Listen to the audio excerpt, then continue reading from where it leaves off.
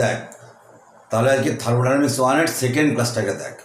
Thermodynamics 1 সম্পর্কে আগের দিন বলেছি যে থার্মোডাইনামিক্স এই যে তাপ গতিবিদ্যা এই যে চ্যাপ্টারটার উৎপত্তিটা অনেক প্রাচীন। সেই হোমো ইরেক্টাসের আমলে প্রথম চকমকি পাথর ঠুকে আগুনের যে আবিষ্কার, সেটাই ছিল বিজ্ঞানের প্রথম আবিষ্কার এবং সেই সঙ্গে সেটা থার্মোডাইনামিক্সের প্রথম আবিষ্কার। এবার থার্মোডাইনামিক্সের রিলেটিভ টার্মসগুলোকে বলেছি, সিস্টেম কি, সারাউন্ডিংস কি, বাউন্ডারি ওয়াল কাকে বলে ইত্যাদি, এবং তার সাথে ইন্টেন্সিভ প্রপার্টি, এক্সটেন্সিভ প্রপার্টি। থার্মোডাইনামিক্সটাকে কেন আমরা পড়ছি সে সম্পর্কে আলোচনা করেছি যে আমাদের হিউম্যান ইন্টারেস্ট হচ্ছে একটা সিভিলাইজেশন, একটা সমাজ ব্যবস্থা, একটা সভ্যতাকে যদি উন্নতির দিকে নিয়ে যেতে হয় তাহলে আমাদেরকে বেশি বেশি কাজ করতে হবে, অর্থাৎ ওয়ার্ক ডান করতে হবে। আর এই ওয়ার্ক ডান করতে গেলে যেটা সবথেকে বেশি জরুরি, সেই তাপ বা থার্মাল এনার্জিকে খুঁজে পেতে হবে। এবং এই থার্মাল এনার্জি থেকে ওয়ার্ক ডান এর সঙ্গে সম্পর্কিত যে সায়েন্স, যে বিজ্ঞান, এই রিলেটেড সায়েন্সটাকে আমরা বলি থার্মোডাইনামিক্স। তাহলে হিট টু ওয়ার্ক আমাদের মূল উদ্দেশ্য, আমাদের ফোকাস থাকবে পুরো চ্যাপ্টারটা জুড়ে এই জায়গাটাতে। তাপ থেকে কার্য উৎপাদন করব আমরা, এবং এই সম্পর্কিত আমরা বিভিন্ন রকমের অঙ্ক, বিভিন্ন রকমের থিওরি, বিভিন্ন রকমের লকে আমরা দেখে নেব এই চ্যাপ্টারে। তাহলে আজকের ক্লাসটাকে এখানে শুরু করছি। দেখ, প্রথমে শুরু করব ফাংশন বা অপেক্ষক দিয়ে। ফাংশন বা অপেক্ষক, ফাংশন তাকে লিখেছি FUNCTION, ফাংশন বা অপেক্ষক। অপেক্ষকটা কি, আগে অপেক্ষকটা কি বলে রাখি। তোরা বোর্ডওয়ার্কটাকে লিখে নিবি, স্ক্রিনশট নিয়ে নিবি, খাতাতে তুলে রাখতে বলেছি, বারবার বলে যাচ্ছি। থার্মোডাইনামিক্সের প্রতিটা ক্লাস, আমার প্রতিটা লেকচারকে খাতাতে তুলে রাখবি, খাতাতে না তুলে রাখলে কিন্তু হবে না। ফাংশন বা অপেক্ষক জিনিসটা কী, দেখ কাকে বলে। ফাংশন হচ্ছে কি, যখন কোনো কিছুর উপর নির্ভর করে তখন একটাকে আরেকটার ফাংশন বলা হয়। ব্যাপারটা একটু বোঝায়, তাহলে তুই বুঝতে পারবি। আমরা এই কথাটা দেখ, ফাংশন এই শব্দটা আমরা বিভিন্ন সময় আমাদের কথ্য ভাষাতেও কিন্তু চলে এসেছে। দেখবি অনেক ক্ষেত্রে একটা বন্ধু তোকে তোর নামে একটা দোষ দিচ্ছে, তখন তুই বলিস ওটাতে আমার কি ফাংশন, আমি কি করলাম, আমার কি ফাংশন। এই যে আমার কি ফাংশন মানে ওই জিনিসটা আমার উপরে কিভাবে নির্ভর করছে, এটাকে আমরা বলছি ফাংশন। কোনো একটা জিনিস যদি কোনো একটা জিনিসের উপর নির্ভর করে তখন এটাকে একটাকে আরেকটার ফাংশন বলা হয়। যেমন রেজাল্ট, পরীক্ষার রেজাল্ট হচ্ছে এ ফাংশন অফ স্টাডি। তুই কতটা লেখাপড়া করছিস, কীভাবে লেখাপড়া করছিস, তার উপর তোর লেখাপড়ার উপর নির্ভর করছে তোর রেজাল্ট। তাহলে রেজাল্টটা হচ্ছে পড়াশোনা বা লেখাপড়া বা স্টাডির কিন্তু একটা ফাংশন। এই হচ্ছে ফাংশন। এটা পিওরলি ম্যাথামেটিক্সের জিনিস। ম্যাথামেটিক্সটাতে তোরা নিশ্চয়ই আশা করি ফাংশনটাকে পড়েছিস। তো ফাংশনটা হচ্ছে, দেখ যেমন ধরা যাক জেড, এইভাবে এই যে এফ, বড় করে একটা এফের মতন ফাংশন লেখা হয়, ফাংশনের F. Z is equal to function X Y, মানে হচ্ছে জেডটা এক্স ওয়াই এর ফাংশন, মানে এক্স বা ওয়াই এর মানের উপরে জেডের মান ডিপেন্ড করে, নির্ভর করে। বোঝা গেল?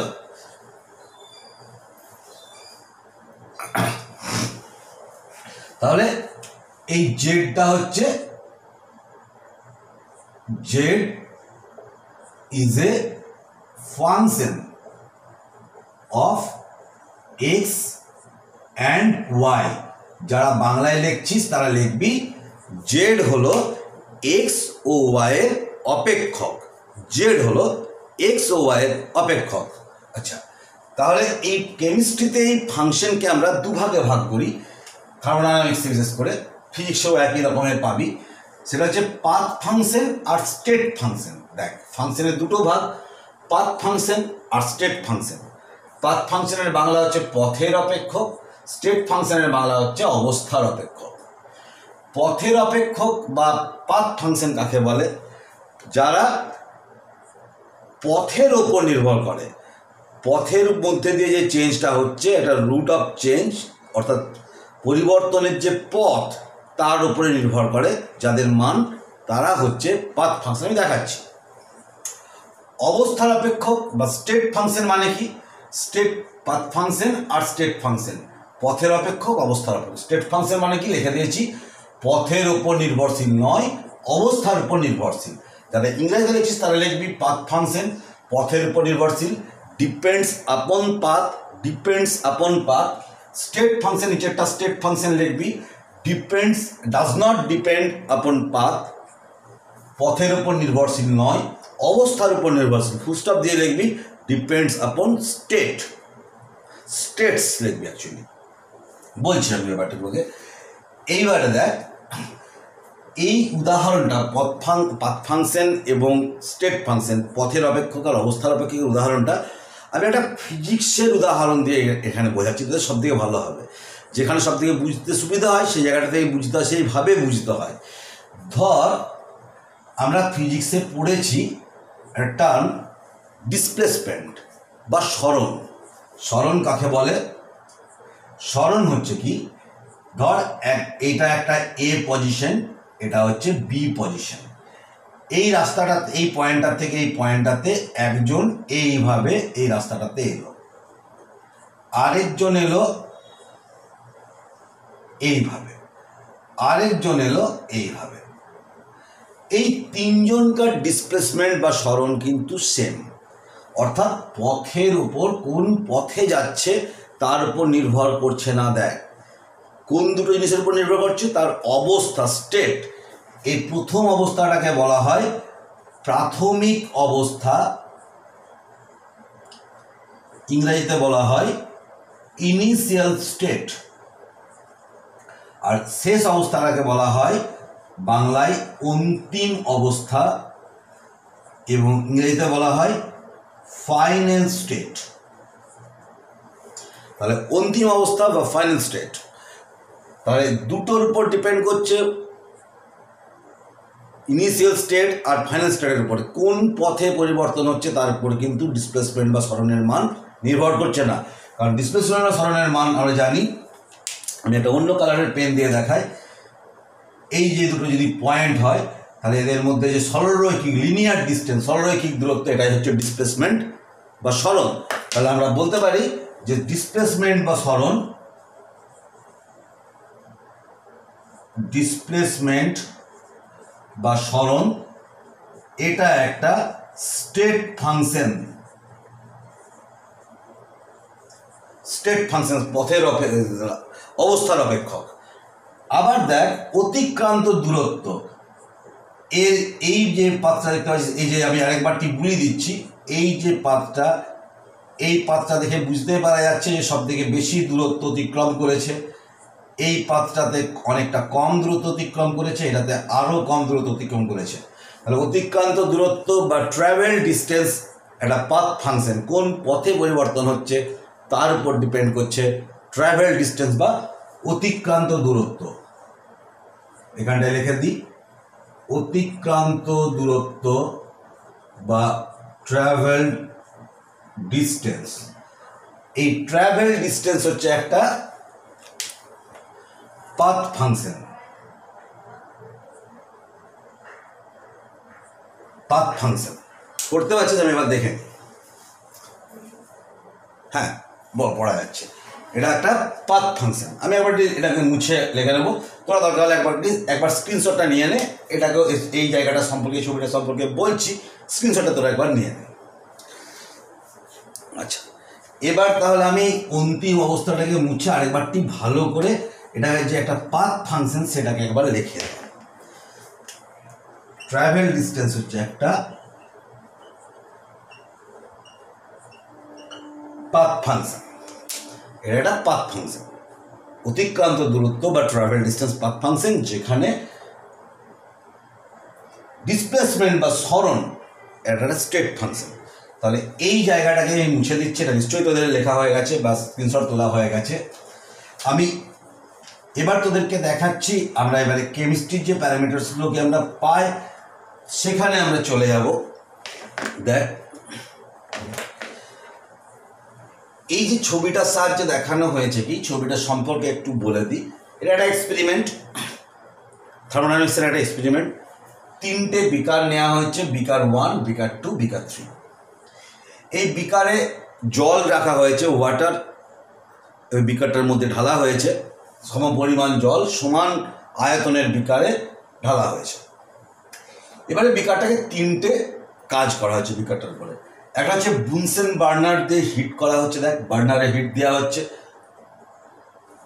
2 নম্বরে হচ্ছে কি, এটা একটা কয়েল, এই যে এটা একটা কয়েল, এটা একটা কয়েলকে একটা ইলেকট্রিক সার্কিটের মধ্যে দেওয়া আছে। কয়েল মানে তোরা দেখবি এই যে হিটারের যে কয়েলগুলো হয় বা ইলেকট্রিক যে ইস্ত্রিগুলো হয় তার মধ্যে যে কয়েলগুলো থাকে, সেই কয়েলগুলোতে যদি সুইচ অন করলে এটা লাল হয়ে গিয়ে একদম গরম করে, তাহলে এখানে কয়েল লাগানো আছে। যে সেই কয়েলটাকে বা জল গরম করার রড আমরা দেখেছি আজকাল বেরিয়ে গেছে, সেরকম রডকে একদম ঢোকানো আছে, দিয়ে সেটা এটা ইলেকট্রিক সার্কিটের সঙ্গে যোগ করা আছে। ইলেকট্রিক সার্কিটকে দেখানো হয়েছে এটা 2 নম্বর বিকালে। 3 নম্বর বিকালে একটা প্যাডেল হুইল। প্যাডেল হুইল মানে এটাকে বলা হয় প্যাডেল হুইল। প্যাডেল মানে সাইকেলের প্যাটেল বলি না আমরা, বাংলাতে এরকম অনেক কিছু প্রোনাউন্সিয়েশন করি। এটা প্যাডেল।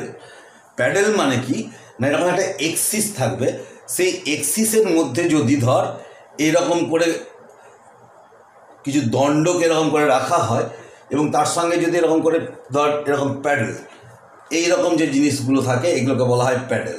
এরকম এরকম একটা চ্যাপটা জিনিসকে এরকম রাখা হয়, এদিকে আর এদিকে রাখা হয়েছে, আবার আরেকটা দণ্ড এরকম করে ফিট করা হয়েছে, এরকম করে রাখা হয়েছে। শক্ত লোহার বা কোনো মেটালিক এরকম করে প্লেটকে রাখা হয়েছে, একটা পাতকে রাখা হয়েছে, ধাতব পাতকে একটা এক্সিসের মধ্যে। এবার এক্সিসটাকে এরকম করে ঘোরানো হচ্ছে, এরকম করে ঘোরানো, মোটরের সাহায্যে ঘোরানো যেতে পারে, হাতেও ঘোরালে অনেক সময় লাগবে, এটা মোটরের সাহায্যে ঘোরানো হচ্ছে। এই যে ঘোরানো হচ্ছে এবং জলটা আলোড়িত হবে, চারদিকে ঘুরবে জলটা। 3টে ক্ষেত্রেই জলটার টেম্পারেচার বা তাপমাত্রা কিন্তু বাড়বে। 3টের রেজাল্ট সেম, 3টের রেজাল্ট সেম। কিন্তু খেয়াল করে দেখ এই 2 আর 3 নম্বরে, 2 আর 3 নম্বরে হিট ইনপুট মানে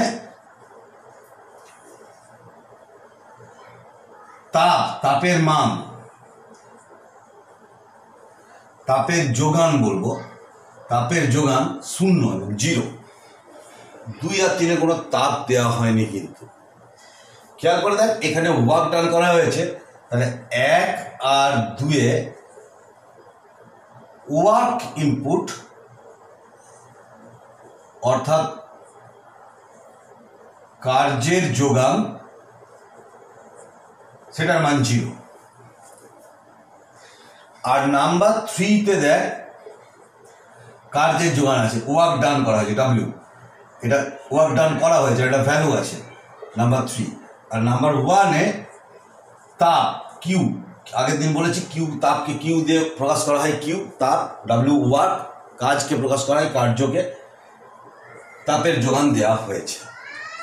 তাহলে দেখ, এবং কিন্তু প্রতীকে কোনো ক্ষেত্রে তাপের যোগান দেওয়া হচ্ছে, কোনো ক্ষেত্রে কার্যের যোগান দেওয়া হচ্ছে, কোনো ক্ষেত্রে দুটোই দেওয়া হচ্ছে না, রেজাল্ট কিন্তু সেম, তাপমাত্রা বাড়ছে, টেম্পারেচারটা কিন্তু ইনক্রিজ করছে। তাহলে তাপের পরিমাণ বা কার্যের পরিমাণ কোন রাস্তাটার উপরে যাচ্ছে তার উপরে কিন্তু নির্ভর করছে না। তাহলে আমরা বলতে পারি কেমিস্ট্রির ভাষায় W আর Q এরা হচ্ছে পাথ ফাংশন, এরা হচ্ছে পাথ ফাংশন, পথের অপেক্ষক। এরকম কিছু স্টেট ফাংশনের উদাহরণ আমি দিই। স্টেট ফাংশনের উদাহরণ আছে। স্টেট ফাংশনের উদাহরণের মধ্যে কিছু টার্ম বলি, যেমন হচ্ছে, আচ্ছা মুছে বলছি, স্টেট ফাংশনের উদাহরণগুলোকে তোরা লিখে রাখবি, যেগুলো স্টেটের উপর ডিপেন্ড করে, সেগুলোর ম্যাথামেটিক্যাল এক্সপ্রেশন আছে, দেখাচ্ছি আমি, ওটাকে তোরা লিখে নে। এবার আমি মুছে দিচ্ছি, আমি কয়েকটা স্টেট ফাংশনের উদাহরণ দেব।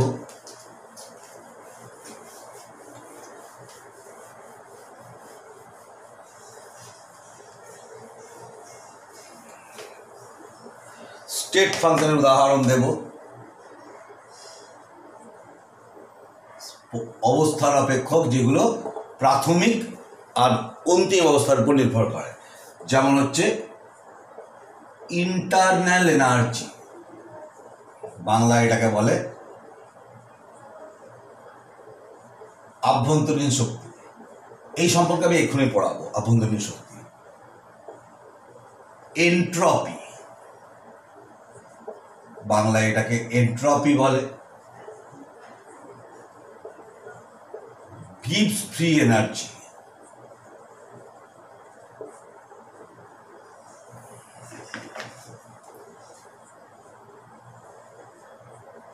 gives এর মুক্ত শক্তি,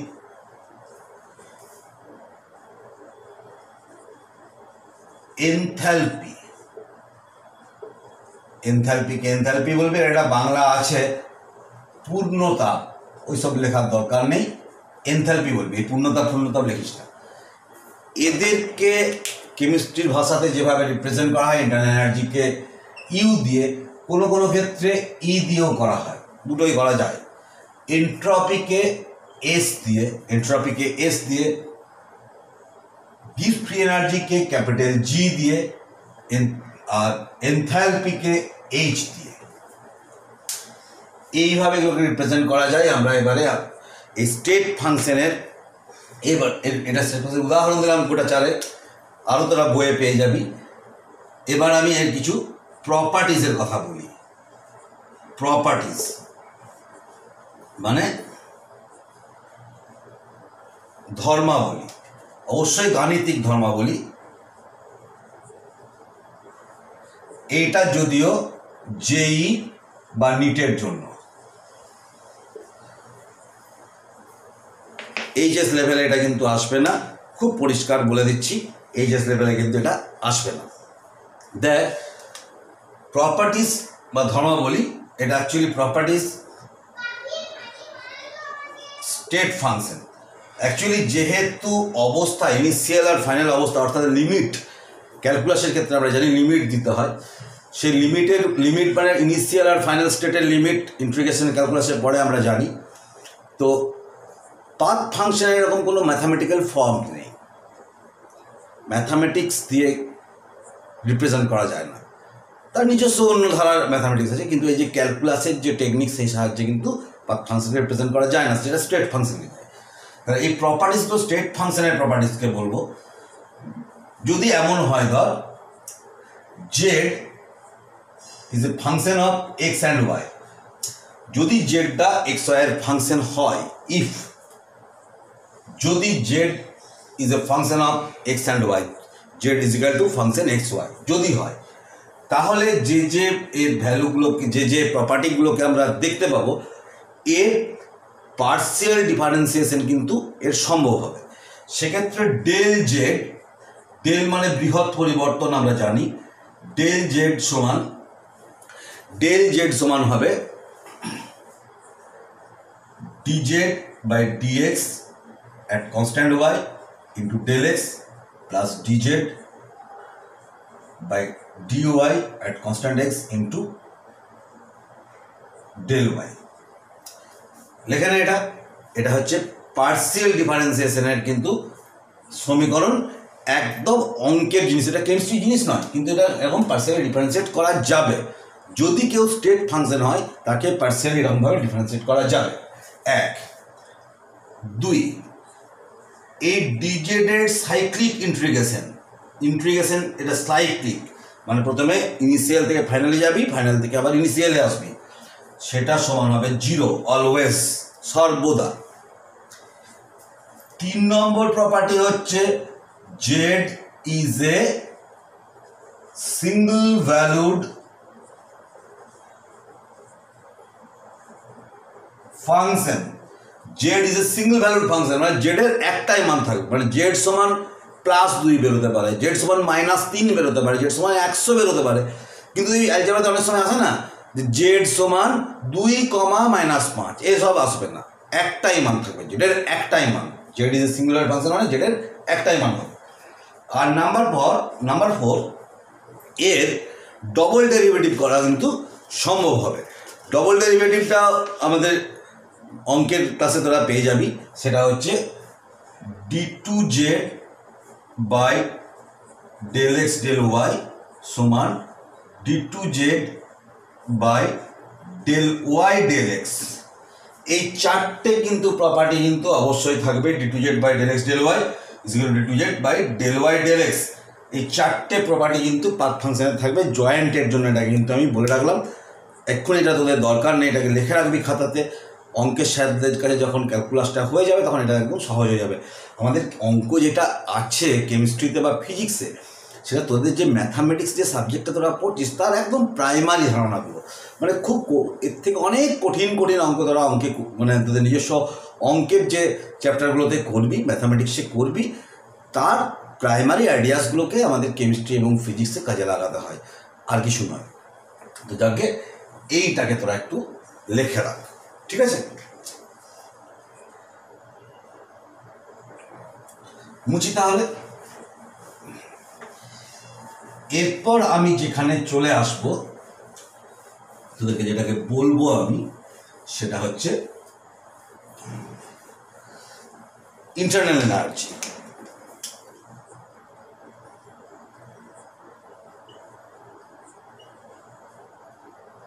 ইউ বা ই দিয়েও অনেক সময় প্রকাশ করা হয়, আভ্যন্তরীণ শক্তি।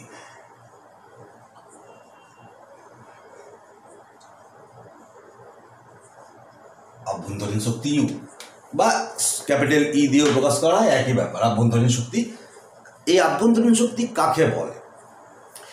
আভ্যন্তরীণ শক্তি হচ্ছে একটা যে কোনো রকমের সিস্টেম, যে কোনো রকমের পদার্থ, পদার্থ ম্যাটেরিয়ালসকে একটা যে কোনো রকমের পদার্থ তার অস্তিত্বের কারণে, সে এক্সিস্ট করছে বলে তার মধ্যে যে শক্তিটা নিহিত থাকে, তার যে ভেতরে যে শক্তিটা থাকে, এনার্জিটা থাকে, সেই শক্তিটাকে বলা হয় আভ্যন্তরীণ শক্তি বা ইন্টারনাল এনার্জি। এই ইন্টারনাল এনার্জিটা পুরোপুরি নিঃশেষিত হতে পারে না। ইন্টারনাল এনার্জির একটা পার্ট থেকে তুই অবশ্যই কাজ করতে পারিস, সোয়ার্ক ডান করা যায়, কিন্তু গোটা ইন্টারনাল এনার্জিটাকে কিন্তু খরচা করা যায় না। কারণ গোটা ইন্টারনাল এনার্জিটা খরচা হয়ে গেলে তার তো ইন্টারনাল এনার্জি জিরো হবে। তাহলে একটা পদার্থের যদি অস্তিত্ব থাকে তাহলে কী করে জিরো হবে? কারণ পদার্থের অস্তিত্বের জন্যই তার মধ্যে একটা এনার্জি সবসময় থাকে। এই ইন্টারনাল এনার্জিটাকে ফিজিক্স পড়ে অনেকে হয়তো ভুল বুঝে যে এটা হয়তো বা স্থিতিশক্তি বা পোটেনশিয়াল এনার্জির মতো, ব্যাপারটা কিন্তু তা নয়। এটা আরও গভীরের জিনিস। ইন্টারনাল এনার্জি ভালো করে বুঝে নে ব্যাপারটা কেমন। এটা আমরা দ্বিতীয় বিশ্বযুদ্ধের ইতিহাস একটু আধটু জানি প্রত্যেকেই, তোরাও নিশ্চয়ই নিচু ক্লাসে পড়েছিস, কোনো ইতিহাসের স্যার নিশ্চয়ই তোদের কিউরিয়াসিটি তৈরি করার জন্য প্রথম বিশ্বযুদ্ধ, দ্বিতীয় বিশ্বযুদ্ধ এসব বলেছেন। তো দ্বিতীয় বিশ্বযুদ্ধের ক্ষেত্রে আর আমার একটু ইতিহাস নিয়ে পড়াশোনা নাড়াচাড়া একটু স্বভাব আছে, একটু নেচার আছে এবং আমার একটু নেশাল। তো দ্বিতীয় বিশ্বযুদ্ধের সময়তে হিটলার, তোরা শুনেছিস হিটলারের নাম, দ্বিতীয় বিশ্বযুদ্ধের যে সেকেন্ড ওয়ার্ল্ড ওয়ার, তার যে ভিলেন, যে খলনায়ক, তার নাম ছিল হিটলার, যার কারণে সারা পৃথিবীকে যুদ্ধের মধ্যে যেতে হয়েছিল। সেই হিটলার করতো কি, ইহুদি রাশিয়ার লোকদেরকে, পোল্যান্ডের লোকদেরকে, পোলিশদেরকে, এদেরকে ধরে নিয়ে এসে তার কনসেন্ট্রেশন ক্যাম্প মানে উৎপীড়ন করার জন্য, মারধর করে খুন করে দেবার জন্য একটা বিরাট বড় একটা শিবির তৈরি করেছিল। যুদ্ধবন্দীদেরকে ধরে নিয়ে আসতো, ঘর থেকে তুলে নিয়ে আসতো এবং তাদেরকে নানাভাবে টর্চার করতো। সেই টর্চার সম্পর্কে যদি কোনো সময় আবার যদি স্কোপ পায় তাদেরকে আমি বলবো। সে ভয়ঙ্করভাবে টর্চার করা হতো। সে টর্চার নিত্য নতুন টর্চার করার পদ্ধতি আবিষ্কার করতো। সে যেন সায়েন্টিস্ট পুষে রাখতো যে কীভাবে টর্চার করা যায় একটা লোককে। ভাব কত ভয়ঙ্কর লোক ছিল। তো ইতিহাসে এরকম আরও অনেক লোক ছিল। স্ট্যালিনও তার গুলাগে এরকম কাণ্ড ঘটিয়েছে, সে সম্পর্কেও আমি পরে তোদের বলবো। এরকম প্রচুর লোক আছে ইতিহাসে যারা এরকম মানুষকে কষ্ট দিয়ে নিজেরা আনন্দ পেয়েছে, একটা বন্য আনন্দ পেয়েছে বলতে পারিস, একটা ওয়াইল্ড প্লেজার। তো এই হিটলার যেটা করতো কি, যে ওই যারা বন্দি শিবিরের লোকগুলোকে, আমাদের দেশে কি হয় যে বন্দিদেরকে তাদেরকে রাজার হালে রাখা, তাদেরকে খাওয়া দাওয়া দেওয়া হয়, ফ্যানে ছুটছে, ফ্যানের তলায়, শীতকালে ঢাকা দিচ্ছে, শুধুমাত্র কি তাদের একটা চাবি তালার মধ্যে আছে। এই হচ্ছে তাদের শাস্তি। বন্দি বলতে হিটলারের বন্দিরা কিন্তু এরকম ছিল না, এত আরামে তাদেরকে বাঁচতে দিত না, তাদেরকে খাবার দিত না, সব থেকে বড় কথা, বা খুব কম খাবার, বাঁচিয়ে রাখার জন্য যতটুকু খাবার লাগে শেষের দিকে তাও দিত না। খাবার দিত না, কিন্তু কাজ করাতো। কাজ করাতো মানে কেমন? রাস্তা তৈরি করাতো দেশের হয়ে, বাঁধ তৈরি করাতো, একটা ব্রিজ তৈরি করে দিত। তাহলে এই যে এরকম নানা রকমের ন্যাশনাল যে বিভিন্ন রকমের কাজগুলো, জাতীয় কাজ, সেসব কিন্তু করাতো। তাহলে লোকটার বুদ্ধিও ছিল। আমি এই জন্য লোকটাকে অ্যাপ্রিসিয়েট করি যে বন্ধুদেরকে বসে বসে খাওয়ানোর কোনো মানে হয় না। তারা দোষ করেছে, অপরাধ করেছে, নানা রকমের কাণ্ড ঘটিয়েছে, তারা সমাজের একদম ভাইরাস। তাদেরকে এরকম জামাই আদরে খাওয়ানো হচ্ছে, তাদেরকে ফ্যান একদম, তাদেরকে টিভি ফিভি একদম, নিউজ পেপার ফেপার সব পর্যন্ত আসে। এসবও কি? এগুলো তো আমাদের যারা অসামাজিক নই, যারা আমরা সামাজিক, যারা আমরা নিয়ম মেনে কাজকর্ম করি, তাদের টাকাতে ওদেরকে পোষার কোনো মানে আমি যুক্তি খুঁজে পাই না। আমাদের ডেমোক্রেসিতে এটাই চলে। হিটলার কিন্তু এরকম ছিল না, অনেকটা আধুনিক মনস্ক, সায়েন্টিফিক ছিল, ঠিক করতো একদম। হিটলারের এই জায়গাটাতে আমি হিটলারের সমর্থক, যে ওই বন্দিগুলোকে দেশের কাজে লাগাতো। রাস্তা করতো না, খেতে না দিয়ে রাস্তা করাতো, খেতে না দিয়ে একটা ব্রিজ তৈরি করালো, খেতে না দিয়ে নদীতে বাঁধ দেওয়া করালো। এসব নানা রকমের কাজকর্ম কিন্তু হিটলার করালো। চাষ আবাদ করালো, মাটি খুঁড়ালো, পুকুর খনন করালো, মানে সামাজিক কাজ ওদেরকে দিয়ে ফ্রিতে করালো। এটা ভালো বুদ্ধি। এটা ভারতবর্ষ করতে পারলে ভারতবর্ষে প্রচুর উন্নতি হয়। করবে না আমাদের ভারতবর্ষের নেতারা, সব করবে না। তোরা যত বড় হবি বুঝতে পারবি। তো যাই হোক, যেটাতে আমি আসছিলাম, যে একটা লোককে ধর খাবার দিচ্ছে না, কিন্তু কাজ করাচ্ছে। খাবার দিচ্ছে না মানে এনার্জির ইনপুট, শক্তিটাকে, তার খাবারের মাধ্যমে তাদের শক্তি আসে। তাহলে শক্তির যোগান নেই, কিন্তু সে কাজ করছে। কাজ করছে কীভাবে কাজ করছে?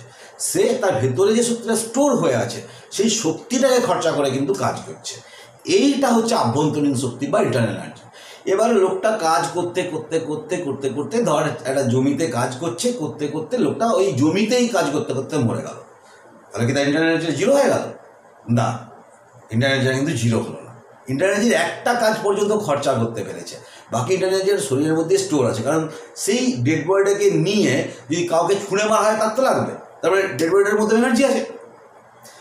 এই ইন্টারনাল এনার্জিটাকে কিন্তু কখনো শেষ করা যাবে না। অর্থাৎ একটা পদার্থের, একটা সিস্টেমের, একটা মেটেরিয়ালসের এক্সিস্টেন্সের কারণে, অস্তিত্বর কারণে, ইউনিভার্সের, বিশ্বব্রহ্মাণ্ডে সে অস্তিত্ব আছে তার, সেজন্য তার মধ্যে যে শক্তিটা, যে এনার্জিটা নিহিত থাকে তার ভেতরে, সেই অন্তর্নিহিত শক্তিটাকেই বলা হচ্ছে ইন্টারনাল এনার্জি বা আভ্যন্তরীণ শক্তি। এটাকে ইউ দিয়ে প্রকাশ করা হয়। আরেকটা উদাহরণ দিতে পারি, উদাহরণটা একটু নিষ্ঠুর হয়ে যাবে, ক্রুয়েল হয়ে যাবে, তো দিই, কারণ সায়েন্স পড়তে গেলে, বুঝতে গেলে একটু কঠিন, একটু মনের দিক থেকে একটু কঠিন হওয়াটাও দরকার। আর আমি তোদের উদাহরণ এই যে বোঝাই, এটা তো কখনো বইয়ের থেকে টোটো উদাহরণ বোঝাই না, আমি নিজস্ব তৈরি করা উদাহরণ বিভিন্নভাবে ভেবে চিনতে সবথেকে ভালো যাতে স্টুডেন্টরা বুঝতে পারে তার চেষ্টাটা আমি করি। সেক্ষেত্রে একটু নিষ্ঠুরতা আমাদের কেমিস্ট্রি বুঝতে গেলে উদাহরণ হিসেবে চলেই আসে, কিছু করার নেই। তোরাও একটু এটাকে ওই একদম গল্পের আকারেই নিবি, ব্যাপারটাকে সিরিয়াসলি ভাবিস না কখনো। তাহলে অনেকে যারা একটু সফট, তারা মনে একটু পড়তে পড়তে মন খারাপ লাগে, এরকম একটা ঘটনা ঘটালাম। তো যাই হোক, তো উদাহরণটাকে শোন। এই যে বলছিলাম যে একটা ফিজিক্স পড়ে অনেকের হয়তো মাথার মধ্যে ঢুকে যায় যে পোটেন্সিয়াল এনার্জি বা স্থিতিশক্তি আর ইন্টারনাল এনার্জি আর আভ্যন্তরীণ শক্তি এক জিনিস, কিন্তু এক জিনিস নয়। ধর এমন একটা হলো, একটা উদাহরণটা একটু মজা দিই, শোন। ধর এমন একটা হলো যে একটা বন্ধুদের একদম দোতলা ছাদের উপরে তোরা একটু গল্প করছিলি বিকেলবেলায়, হঠাৎ করে টিউশন হলো না। অনেক সময় দেখবি অফলাইনে কী হয়, অফলাইনে হঠাৎ করে কোনো স্যার যদি টিউশন ছুটি দিয়ে দেয়, গিয়ে দেখবি যে টিউশনটা ছুটি, অনেকের ভালো লাগে বেশ, যে যাক নিজেরা যারা টিউশন আসে, যে বাড়িতে জানে টিউশন, তাহলে একটু বন্ধুদের একটু নিজেরা একটু গল্প গুজব, একটু আড্ডা ফাড্ডা মেরে তারপরে বাড়ি ফিরি, ভালো লাগে এক একটা সময়। রেগুলার কামাই টামাই হলে বিরক্ত লাগে, কিন্তু সেটা যে স্যাররা রেগুলারই ক্লাস করায়, হয়তো খুব রেয়ার একটা দুটো কামাই হয়ে যায়, তাদেরটা কামাইটা কিন্তু বেশ ভালো লাগে। এটা আমাদের সময়তেও আমাদেরও লাগতো। তো আমিও সবসময়তে চেষ্টা করি, আমি যখন তোদেরকে আমি অনলাইনেও দেখ, একদম প্রথম থেকে আমি কিন্তু বিশেষ কামাই টামাই কিন্তু আমার হয় না, এটা আমি একদম খুব অপছন্দ করি অফলাইনের ক্ষেত্রেও। এবং যদি কোনো ধরনের অফ থাকে, সেটা আগের থেকে কিন্তু আমি বলে দিই যে অফ থাকবে পরের দিন টিউশনটা, এটা আগের থেকে আমি জানিয়ে দিই। মানে এরকম কোনো ঘটনা ঘটে না কখনো আমার ক্লাসে, অন্তত স্টুডেন্টরা এসে দেখছে স্যারের রুম চাবি দেওয়া, কেউ কোথাও নেই, কোনো ইনফরমেশন নেই এরকম ঘটনা আমার, কিন্তু আমি 20 বছর ধরে পড়াচ্ছি, ঘটায়নি এরকম বিশেষ। যদি না কোনো একটা হঠাৎ করে একটা ভয়ঙ্কর কিছু আমিও আস্তে আস্তে ধর আমার যদি একটা অ্যাক্সিডেন্ট হয়ে যায়, ডিফারেন্ট জিনিস। তো যাকে এখানে একটা এই প্রসঙ্গে আমি উদাহরণটা সোজাসুজি চলে আসি যে তোরা ওরকম একটা টিউশন ছুটি পেয়েছিস, দিয়ে বন্ধুরা 3-4 জন মিলে একটা বন্ধুর ছাদের ওপরে, দোতলার ছাদের উপরে বিকেলবেলাটাতে গল্প করছিস, যাক গল্প করছিস। তো গল্প করতে করতে এমন হলো ধর এরকম ছাদের ওপরে এরকম একটা ছাদটার একদম ছাদের কার্নিশটা একদম ধারটা, সেখানে একটা পাথর এরকম করে রাখা ছিল। তো তোদের মধ্যে তোদের কথা বলতে বলতে নিজেদের অবচেতনে আমরা নানা রকমের কাজ করে দেবি, কাগজে আঁকিবুকি কাটি পড়তে পড়তে, হ্যাঁ আমরা টিভি দেখতে দেখতে রিমোটটাকে সাফেল করি, এগুলো অবচেতনে আমরা করি, এরকম আমাদের অভ্যেস আছে। তো এরকম একটা কার্নিসের মধ্যে এরকম একটা ধারে একটা পাথর ছিল, কোনো একজন তোদের মধ্যে একজন কেউ তোদের একটি বন্ধু আঙুলটি এরকম করে টাচ করে দিল, তো টাচ করতে এটা পড়ে গেল। এই যে পড়ে গেল, এটাকে ফিজিক্সের ভাষায় আমরা বলি যে এর মধ্যে যে স্থিতিশক্তি বা পোটেন্সিয়াল এনার্জিটা স্টোর ছিল সেটা মেকানিক্যাল এনার্জি, এই তোর গতিশক্তি কাইনেটিক এনার্জি হিসাবে কিন্তু এটা তার প্রকাশ পেয়ে গেল। অর্থাৎ স্থিতিশক্তিটা গতিশক্তিতে, পোটেন্সিয়াল এনার্জিটা কাইনেটিক এনার্জিতে কনভার্ট হয়ে গেল। তো এখানে দেখ তাহলে ঘটনা ঘটলো কি, এখানে একটা ম্যাজিকের মতো হলো, তুই তো আঙুলে জাস্ট টাচ করলি, এটা কী এমন ঘটলো যে এত নিচে এত রকম করে পড়ে গিয়ে একটা ভয়ঙ্কর কাণ্ড ঘটাতে পারে। তাহলে একটা নিচে একটা লোক যাচ্ছে, লোকটা যাচ্ছে যেতে যেতে একটা লোকের মাথার উপরে ওই পাথরটা গিয়ে পড়লো, তো লোকটার মাথা পেটে যাবে। কিন্তু তুই যে বলে এটাকে টাচ করেছিলি, যে বন্ধুটা এরকম করে টাচ করেছিল, সেই বলে যদি লোকটার মাথাতে যদি হাত দিতিস, ফাটতো কি? তাহলে ফাটতো, তাহলে মধ্যখানে একটা বিরাট চেঞ্জ হয়ে গেছে। এই চেঞ্জটা কি? অ্যাকচুয়ালি স্থিতিশক্তিটা গতিশক্তিতে কনভার্ট হয়ে গেছে। আর ঠিক ওর মাথাতে পড়ার আগের মুহূর্তে স্মৃতিশক্তিটা 0, তখন কাইনেটিক এনার্জিটা ম্যাক্সিমাম, পুরোটাই কাইনেটিক এনার্জি। ওই বলে মাথাটায় লেগেছে এবং মাথাটা ফেটে গেছে। তাহলে এর ভেতরের শক্তিটা কাইনেটিক এনার্জিতে কনভার্ট হয়ে গেছে। এখনও পর্যন্ত তোর মনে হচ্ছে, আমাদের সবাইকার মনে হচ্ছে এই তো স্থিতিশক্তি মানেই তো আভ্যন্তরীণ শক্তি, এই তো আভ্যন্তরীণ শক্তিটাই এত বড় কাণ্ডটা ঘটালো এবং তখন 0 হয়ে গেছে। কিন্তু আমি এবারে এই উদাহরণটাকে একটু অন্যদিকে ঘোরাবো। দেখ, ওই পাথরটার বদলে যদি একটি বাচ্চা ছেলেকে কেউ ঠেলে ফেলে দেয়, বাচ্চা ছেলেটা পড়ছে নিচের দিকে আস্তে আস্তে ক্রমশ, তার স্থিতিশক্তিটা গতিশক্তিতে কনভার্ট হচ্ছে, ওই লোকটার মাথার মধ্যে পড়লে মাথাটা ফাটবে, হাতটাও ভাঙবে, অত বড় একটা ওয়েট। কিন্তু যেটা আলাদা একটা এখানে একটা মজা, সেই বাচ্চাটা পড়ার সময়তে বাবা গো মা গো বলে চিৎকার করে, যেটা পাথরটাকে দিয়ে বোঝানো যাচ্ছিল না। এই বাবা গো মা গো বলে চিৎকারটা কোথা থেকে আসছে? পুরো স্থিতিশক্তি যদি গতিশক্তিতে কনভার্ট হয়ে যায়, টোটাল পোটেন্সিয়াল এনার্জিটা যদি টোটাল কাইনেটিক এনার্জিতে কনভার্ট হয়ে যায়, তাহলে চিৎকারটা করছে কীভাবে? যে বাবা গো মা গো বাঁচাও পড়ে গেলাম গো, এই যে চিৎকার, এটা করছে কীভাবে? তার মানে ইন্টারনাল এনার্জির একটা পার্ট হচ্ছে পোটেন্সিয়াল এনার্জি, আভ্যন্তরীণ শক্তির একটা পার্ট হচ্ছে স্থিতিশক্তি। স্থিতিশক্তি মানেই আভ্যন্তরীণ শক্তি নয়, আভ্যন্তরীণ শক্তি বা ইন্টারনাল এনার্জি আরও স্টোর হয়ে আছে, যেখান থেকে ও খরচাটা করতে পারছে এবং বাবা গো মা গো বলে চিৎকারটা করতে পারছে, তাই না? নিশ্চয়ই তোরা বুঝতে পারলি যে স্থিতিশক্তি বা পোটেন্সিয়াল এনার্জি আর ইন্টারনাল এনার্জি কিন্তু আলাদা জিনিস। স্থিতিশক্তিকে তুই ইন্টারনাল এনার্জির একটা পার্ট বলতে পারিস। স্থিতিশক্তি বা পোটেন্সিয়াল এনার্জি 0 হয়ে যেতে পারে, একদম পড়ার ঠিক নিচের ঠিক একদম স্থির হয়ে যাবার আগের মুহূর্তে কিন্তু 0 হয়ে যেতে পারে। ফিজিক্সে একটা দেখবি একটা প্রমাণ করতে হয়, স্থিতিশক্তি আর গতিশক্তির যোগফল সর্বদা ধ্রুবক। ফিজিক্সে আছে, দেখবি ফিজিক্সে পড়বি, স্যাররা পড়াবেন, তোদের বইও আছে। তাহলে স্থিতিশক্তির সাথে আভ্যন্তরীণ শক্তিকে গুলিয়ে ফেলিস না। ম্যাথামেটিক্যালি এই আভ্যন্তরীণ শক্তি ইউ হচ্ছে function of PV and T, pressure, volume এবং টেম্পারেচার। তাহলে যদি এটাকে আমরা দেখা যায় যে এটা del 2u সমান ডিপি ডিভি সমান del 2u ডিভি ডিপি, বা or del 2u by DP DT is equal to del 2u by DT DP. Double derivative হচ্ছে, তার মানে U is a state function. এটা একটা স্টেট ফাংশন আভ্যন্তরীণ শক্তি। লিখে নে তোরা এটা। আমরা এবার চলে যাব ফার্স্ট ল, থার্মোডাইনামিক্সের ফার্স্ট ল। গোলাটাকে তোরা লিখে নে, আমি একটু এটাকে মুছে দিচ্ছি এবার। The first law of thermodynamics, the first law.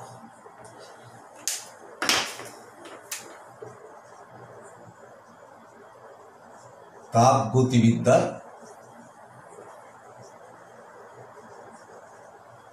প্রথম সূত্র। আমি একটু জল খেয়ে নিই।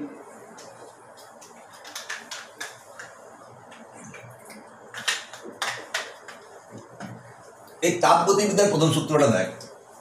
এই তাপগতিবিদ্যার প্রথম সূত্রটার আবার একটা ইন্ট্রোডাকশন আছে, একটা ভূমিকা আছে। কেমন ভূমিকা?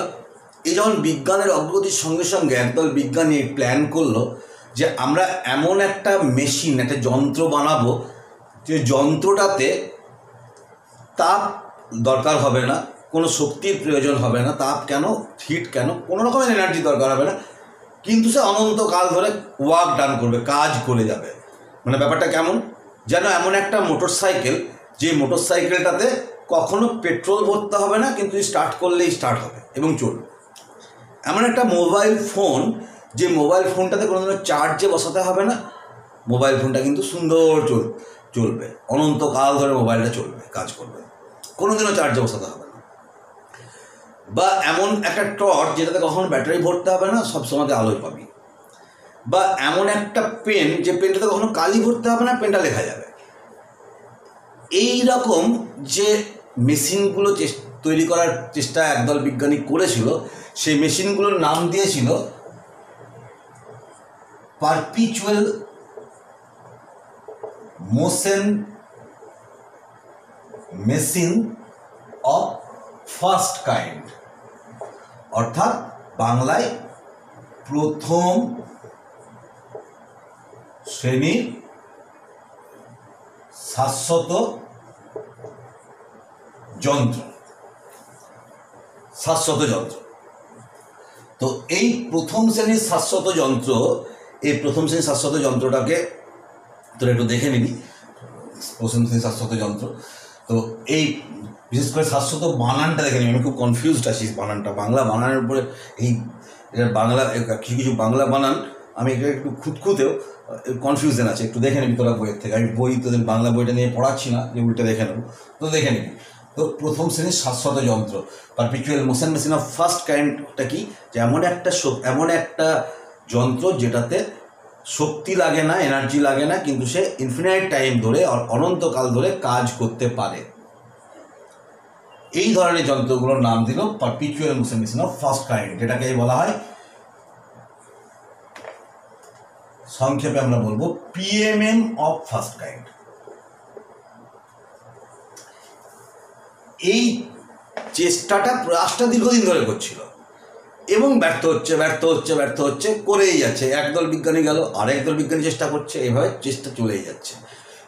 প্রথম জুল বলে একজন বিজ্ঞানী, তোরা নাম শুনেছিস জুলকে,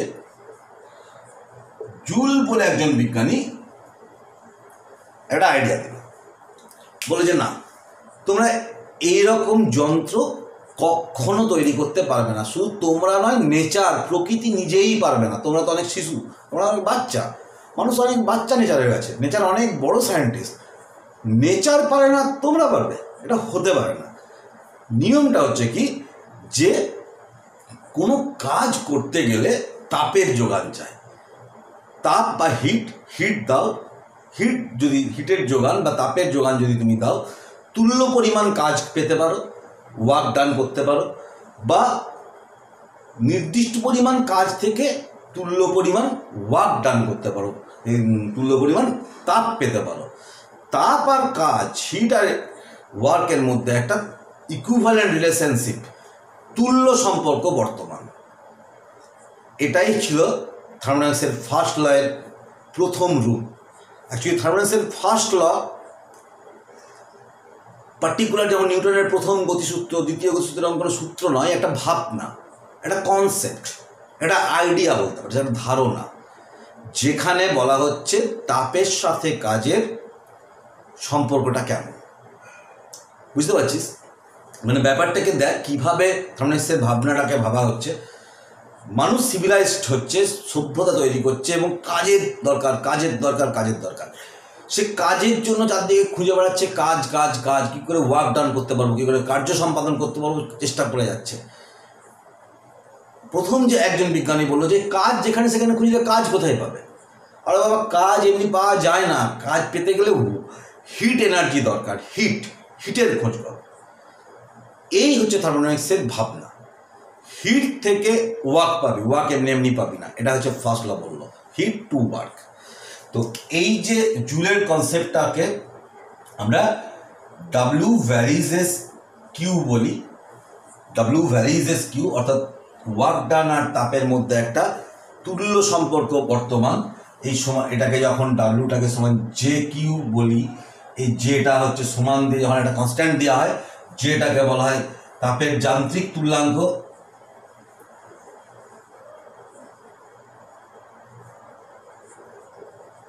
তাপের যান্ত্রিক তুল্যাঙ্ক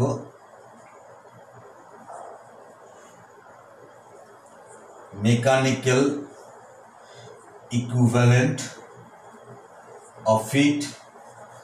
তাপের যান্ত্রিক তুল্যাঙ্ক বলা হয় জে কে, ডাব্লিউ সমান তাহলে জে কিউ, এবং এর মান 4.2 × 10⁷, 4.2 × 10⁷ আওয়ার্স পার ক্যালোরি, জে এর মান লিখে রাখবি। এটাই ছিল তাপগতিবিদ্যার প্রথম সূত্র, তাপগতিবিদ্যার প্রথম সূত্র। এটা একটা ভাবনা, এই ভাবনাটা জুল ছাড়া আরও অনেকে ভেবেছে। মূল থিম একটাই, তাপ থেকে কাজ, তাপের সাথে কাজের একটা তুল্য সম্পর্ক বর্তমান। আজকে দাঁড়িয়ে তুইও যদি এরকম কোনো সূত্র অন্য ফর্মে দিতে পারিস, সেটাকেও প্রথম সূত্র হিসেবে গণ্য করা হবে। শুধু জুল নয়, জুল ছাড়াও আরও যে বিজ্ঞানী আছে, আমি এই সূত্রগুলোকে লিখে তোদের আমি এটাকে পোস্ট করে দেবো, গ্রুপের মধ্যে দিয়ে দেবো সূত্রগুলো। কারণ সূত্রগুলোও আসে তো, সেগুলোকে এখানে ক্লাসে আমাকে আবার বইটাকে পড়তে হয়, সেটা একটা সময় নষ্ট অযথা আমাদের ক্লাসটার জন্য। আমি লিখে দেবো সূত্রগুলোকে ইংরাজিতে এবং বাংলায়, আমি লিখে তোদেরকে গ্রুপে আমি পোস্ট করে দেবো, ঠিক আছে? জুলের এই সূত্রটা একদম প্রাথমিক আইডিয়া হলো থার্মোডাইনামিক্সের ফার্স্ট ল হিসেবে। এই জুল ছাড়াও আরেকজন বিজ্ঞানী এইটাকে অন্যভাবে দিল। এই সূত্রটাকে তোরা মাধ্যমিকে পড়েছিস, অবশ্যই পড়েছিস। আরেকজন বিজ্ঞানী দিল, সেই সূত্রটাকেও আমরা মাধ্যমিকে পড়েছিস, হয়তো বিজ্ঞানীর নামটা তোরা না জানতেও পারিস। সেই বিজ্ঞানীর নাম হচ্ছে হেলমোজ।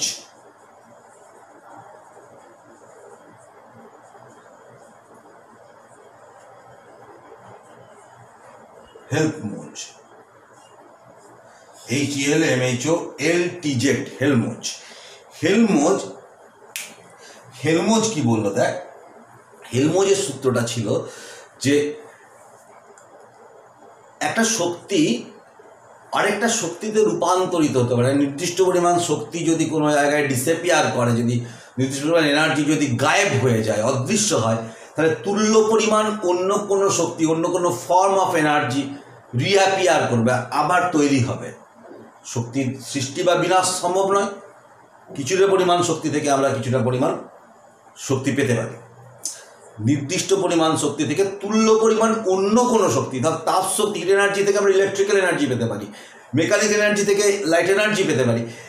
একটা শক্তি থেকে আরেকটা শক্তি, একটা ফর্মটা চেঞ্জ হতে পারে, রূপটা, শক্তির রূপটাই চেঞ্জ হতে পারে, কিন্তু শক্তিটার সৃষ্টি বা ধ্বংস দুটোই সম্ভব নয়। তৈরিও করতে পারবি না, নষ্টও করতে পারবি না।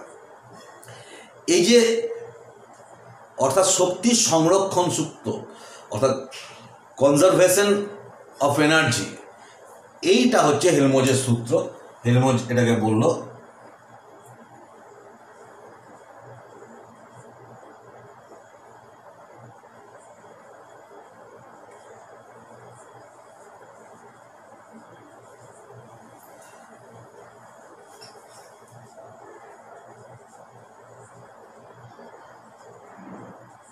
শক্তির রূপান্তরের সূত্র,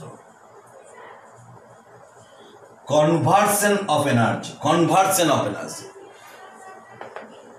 কনভার্সন একটা শক্তির একটা রূপ থেকে একটা রূপে পরিবর্তন হতে হবে, যে রূপান্তরের সূত্র, এটা ছিল হেলমোজের সূত্র। হেলমোজ ছাড়া আরেকজন বিজ্ঞানী, তাহলে এটাও একটা, যদি তাপ শক্তিকেও যদি তুই এবার তাহলে তুই কাজ পেতে গেলে ভাবলি তাহলে তাপ দরকার, তাহলে তাপ কোথায় পাবো? তাপ নেই, তাহলে লাইট এনার্জিকে তাপে কনভার্ট কর, ইত্যাদি। এই যে হেলমোজের পর আরেকজন বিজ্ঞানী এসেছিল, তার নাম হচ্ছে ক্লসিয়াস, বাংলায় বলবি ক্লসিয়াস।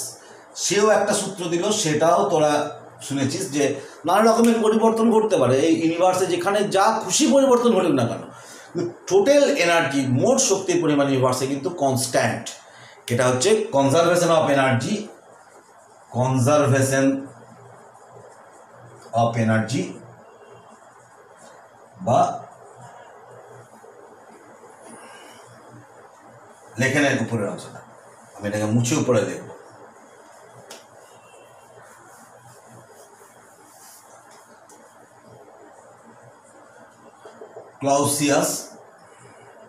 ক্লসিয়াসের কনসেপ্টটা ছিল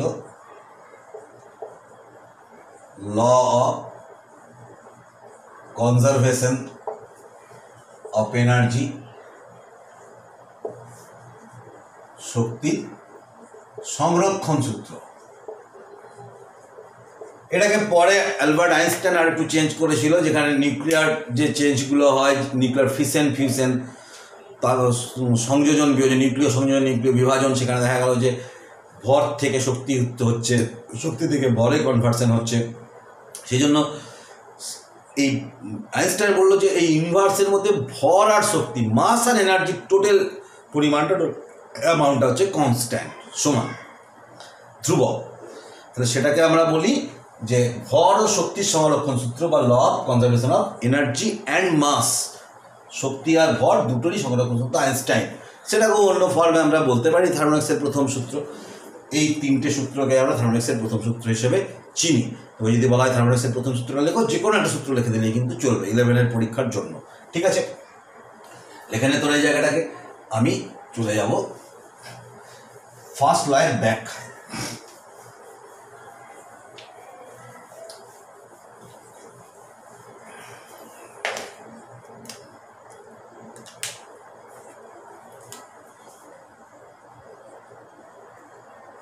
এক্সপ্লানেশন বা ব্যাখ্যা দেখ। ধর এরকম, আচ্ছা এখানে একটা জিনিস বলি, আমরা যে সিস্টেমটাকে ব্যবহার করব থার্মোডাইনামিক্সের পুরো সিলেবাস জুড়ে, একটা পিস্টন আর একটা সিলিন্ডার, মানে সেই সাইকেলের পাম্পের মতো, সাইকেলের বা ইঞ্জেকশনের সিরিঞ্জকে ভাব, একটা ইঞ্জেকশন সিরিঞ্জ এরকম করে যায়, যেটা যা আসা করে সেটাকে বলে পিস্টন, আর যেটার মধ্যে দিয়ে যায়, ব্যারেলটার মধ্যে দিয়ে যায়, সেটাকে আমরা বলি, সেটা হচ্ছে সিলিন্ডার। তাহলে এটা সিলিন্ডার, প্রথমে দেখ এটা আমি এঁকেছি, এটা একটা সিলিন্ডার, আর সেই সঙ্গে এটা একটা পিস্টন, এই একটা পিস্টন। এই পিস্টনটা, এই যে পিস্টন, এই পিস্টনটা, এটা একটা অদ্ভুত রকমের পিস্টন থার্মোডাইনামিক্সে আমরা ব্যবহার করি, সেটা হচ্ছে weightless, frictionless, movable. Weightless, frictionless, movable. বাংলায় এটা হচ্ছে ভরহীন, ঘর্ষণহীন, সঞ্চরণশীল। এটা একটা কাল্পনিক, এমন কোনো পিস্টন ভরহীন তো হওয়া সম্ভব নয়, আর ঘর্ষণহীন যা আশা করবে আর ঘর্ষণ হবে না, ফ্রিকশন হবে না, এটাও সম্ভব নয়। কাল্পনিক একটা কনসেপ্ট, আমাদের বোঝার জন্য আমরা এটাকে ব্যবহার করি। তাছাড়া এটা কেন ব্যবহার করি, টেকনিক্যালি আমরা ঠিক থাকার জন্য, কারণ ওই শক্তিটা তাছাড়া ওই যাওয়া আসার জন্য কিছুটা খরচা হয়ে যাবে, ঘর্ষণের জন্য খরচা হয়ে যাবে, এইগুলোর জন্য এইটাকে, এই জায়গাটাকে বাদ দেওয়ার জন্য এই কনসেপ্টটাকে নেওয়া হয়েছে, আর কিছু নয়, এটা টেকনিক্যাল ব্যাপার। পিস্টনটা তাহলে ওয়েটলেস, ফ্রিকশনলেস, মুভেবল পিস্টনকে ঘেরা হয়। আর এর মধ্যে থাকে একটা ধর আদর্শ গ্যাস, আইডিয়াল গ্যাসকে রেখেছি। আইডিয়াল গ্যাসটাও তো, আদর্শ গ্যাসটাও তো কাল্পনিক, আদর্শ গ্যাসকে রেখেছিস। এবারে হয়েছে কি, এইটার পজিশন হচ্ছে এ, তখন এ পজিশনে আইডিয়াল গ্যাসটার আভ্যন্তরীণ শক্তির মান হচ্ছে ইউএ। ইউএ হচ্ছে ইন্টারনাল এনার্জি অ্যাট পজিশন এ। এ অবস্থাতে আভ্যন্তরীণ শক্তি বা ইন্টারনাল এনার্জির ভ্যালু হচ্ছে ইউএ। তাহলে ইউএ এটা সমান আমরা বলতে পারি ইনিশিয়াল ইন্টারনাল এনার্জি,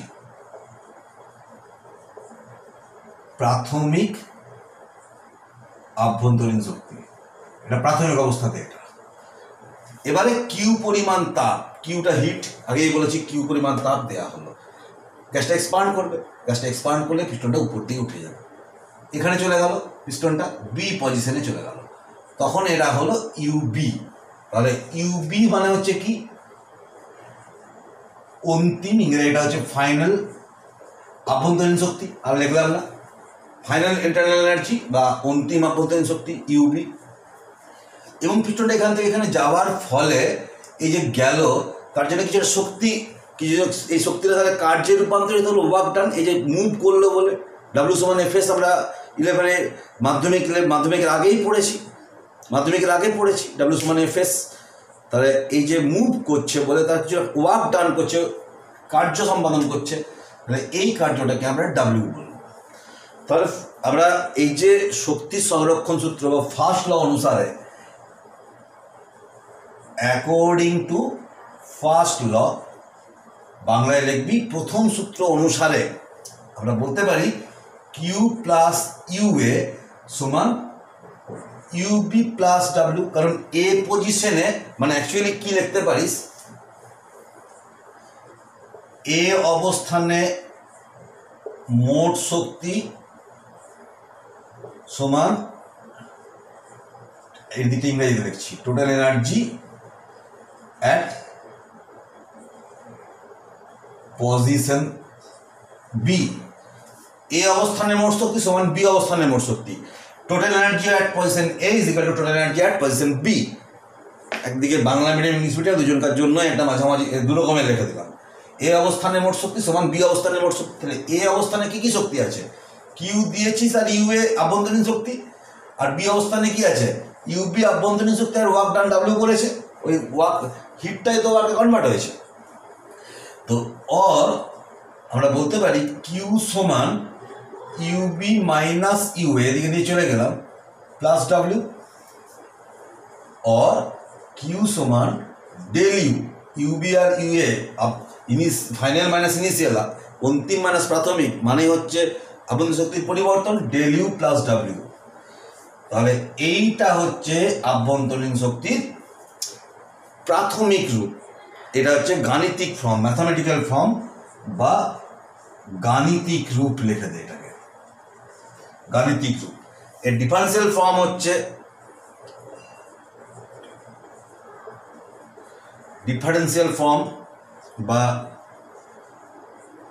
বাংলা এটা অবকলন বলা হয়, অবকলিত রূপ। অবকলিত রূপ হবে ডিকিউ সমান ডিইউ প্লাস ডিডাব্লিউ। প্রোডাক্টটাকে লিখে নে, স্ক্রিনশট নেওয়ার জন্য ছেড়ে রাখলাম।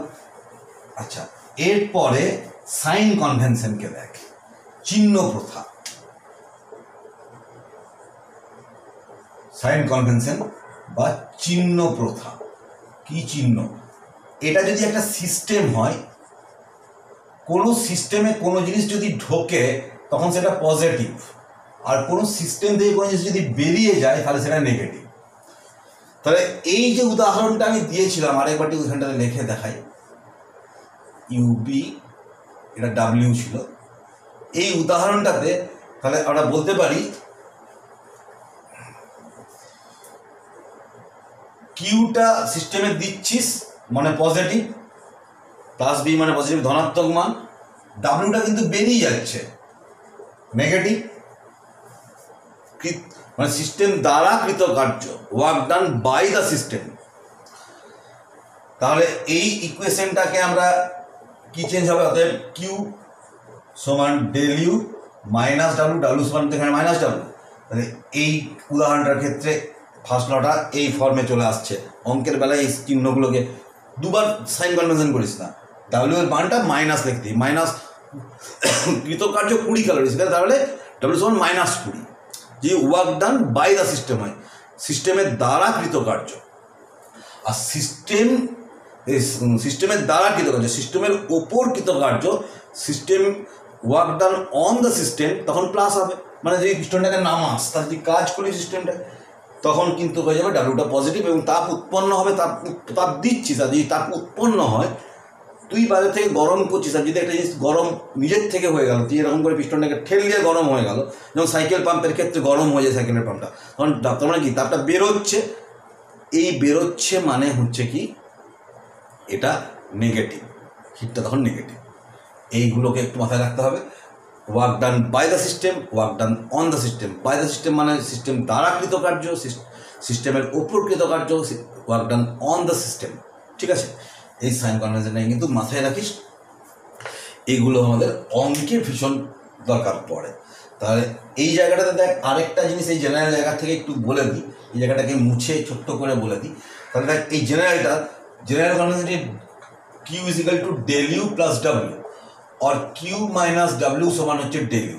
মানে আমরা বলতে পারি দেখ দুটো পাথ ফাংশনের মাইনাস অর্থাৎ অন্তর, পার্থক্য, ডিফারেন্স একটা স্টেট ফাংশন, এটা পাথ ফাংশন স্টেট ফাংশন। উদাহরণগুলো চাই, জয়েন্টের ক্ষেত্রে চাই, ইলেভেনের ক্ষেত্রে চাই। এমন একটা উদাহরণ দাও যে দুটো পাথ ফাংশনকে একে অপর থেকে একটা যদি অন্তরফল বা বিয়োগ করা হয়, সাবস্ট্রাক্ট করা হয়, মাইনাস করা হয়, তাহলে সেটা একটা স্টেট ফাংশন হবে। সেটা উদাহরণ হচ্ছে দেখ ডাব্লিউ, কিউ আর ডাব্লিউ দুটোই পাথ ফাংশন আগেই দেখিয়েছি, এবং সেখান থেকে দুটোকে নেগেটিভ একটা মাইনাস করলে হচ্ছে কি ডেল ইউ, অর্থাৎ এটা একটা স্টেট ফাংশন। এটাকে হচ্ছে এটা স্টেট ফাংশন। ইউটা আমরা জানি স্টেট ফাংশন, আভ্যন্তরীণ শক্তি।